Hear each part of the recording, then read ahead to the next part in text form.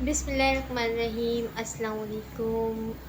2 दिन से वीडियो नहीं जा रही है और 2 दिन से इसलिए कि अल्हम्दुलिल्लाह कल का रोज़ा था, कल जागने वाली रात भी थी, कल घरों में नियाज़ नज़र भी थी। लोगों जो घर के जेंट्स से वो कब्रिस्तान गए थे, सो इसलिए जो है कल भी वीडियो नहीं बना सकी। और आज अल्हम्दुलिल्लाह रोज़ा अफ्तार हो चुका है, मगरिब की नमाज़ अदा कर ली है और इशा की अज़ानें हो रही हैं। अब ये वीडियो जो है वो अपलोड हो जाएगी।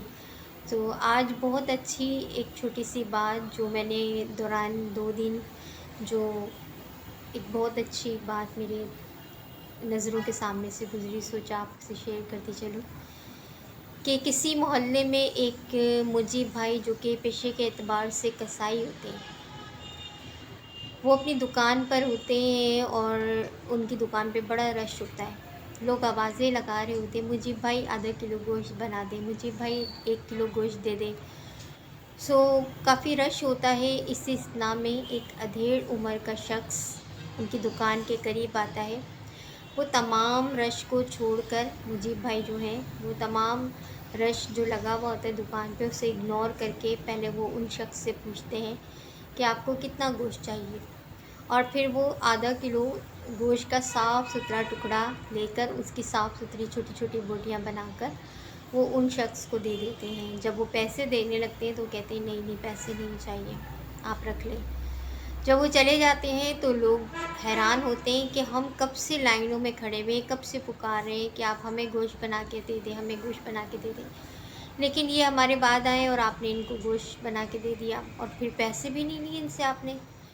तो वो कहते हैं असल में ये मस्जिद के इमाम हैं, जो हमारी मस्जिद है मोहल्ले में, ये उसके इमाम साहब हैं और इमाम साहब की तनख्वाह कितनी होती है ये तो सब जानते हैं। फिर इनके बच्चे हैं, इनकी भी वही चीज़ें, ज़रूरियात की चीज़ें होती हैं जो हम लोगों की होती हैं। तो वो कहते हैं आपने इनकी हेल्प ऐसे की? कहते हैं नहीं मैंने नहीं की, ये जो नाई की दुकान है ये भी इनसे पैसे नहीं लेते, वो करीने वाला है वो भी इनसे पैसे नहीं लेता।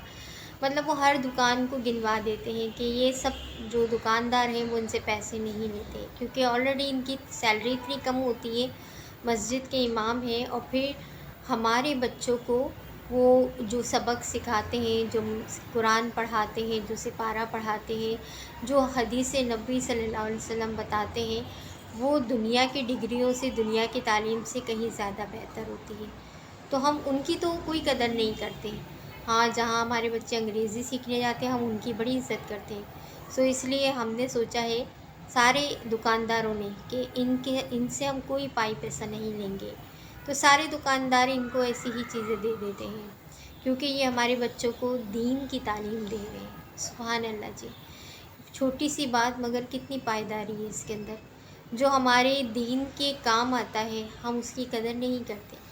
हदीस मुबारका है, देख लीजिए कि एक वक्त ऐसा आएगा जो बड़े बड़े नातख़्वाह हैं ना, वो बैठे ही रह जाएंगे, उनकी कोई रिस्पेक्ट नहीं होगी। जो नाचने वाले होते हैं ना उनकी बड़ी इज़्ज़त होगी। और आज हम देख रहे हैं, ये हदीस हमने सुनी थी और आज हम देख रहे हैं कि जितने भी इस तरह के लोग होते हैं जो नाचते हैं, गाते हैं, उनके फंक्शन होते हैं, वहाँ लोग इतने दिल खोल के पैसे लुटाते हैं इंतहा से ज़्यादा, उनके पैरों में वो पैसे आ रहे होते हैं।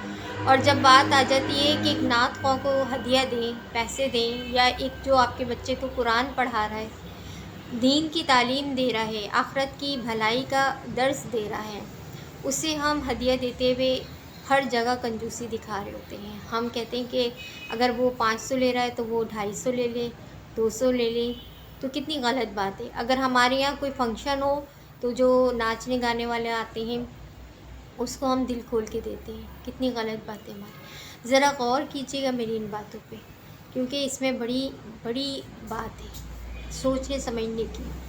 क्योंकि जो हमारे बच्चों को, जो हमें दीन की तालीम दे रहे हैं, आखिरत की समझा रहे हैं, बड़ों की छोटों की तमीज़ सिखा रहे हैं, हमें उनको देते हुए हदिया बड़ी तकलीफ़ होती है। जज़ाकल्लाहु खैरा।